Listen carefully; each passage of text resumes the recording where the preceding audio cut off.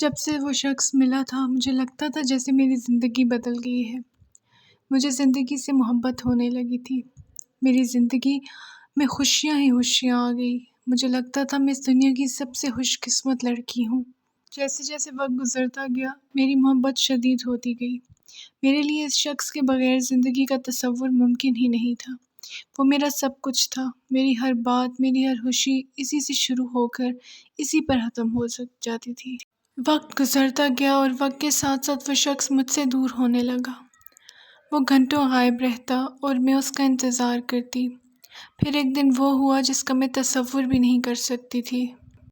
ایک دن اس نے مجھے صاف کہہ دیا کہ اس کو مجھ سے کبھی محبت تھی ہی نہیں۔